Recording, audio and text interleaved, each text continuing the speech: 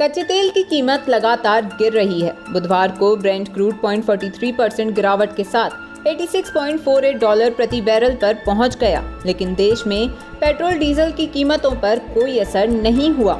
मध्य प्रदेश की राजधानी भोपाल में मई 2022 से पेट्रोल डीजल की कीमतें लगभग स्थिर हैं। यहां तभी से पेट्रोल करीब 109 रुपए और डीजल 94 रुपए प्रति लीटर बिक रहा है। गौर करने वाली बात यह है कि 23 मई 2022 को जब पेट्रोल डीजल आज के दामों पर बिक रहा था, उस वक्त ब्रेंट क्रूड की कीमत $113 प्रति बैरल थी। यहीं ब्रेंट क्रूड $86 पर आ चुका है।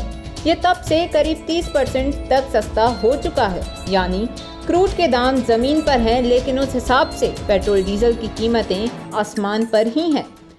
उससे कुछ फर्क नहीं पड़ रहा है लोगों को, क्योंकि इतने दाम पहले बढ़ चुके हैं कि ज़रा से कम होने से भी कोई ऐसा फ़र्क नहीं पड़ता। जब तक बिल्कुल एक्साइज ड्यूटी कम नहीं करेंगे तब तक इसमें कोई फ़र्क नहीं पड़ेगा।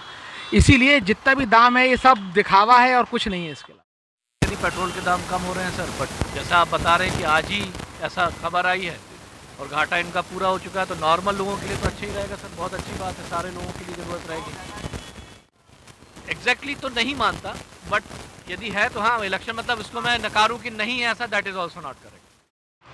ये बहुत अच्छा काम हो रहा है कि यदि पेट्रोल के कम हो रहे हैं, लेकिन ये शायद चुनाव को देखते हुए तो नहीं हो रहा है।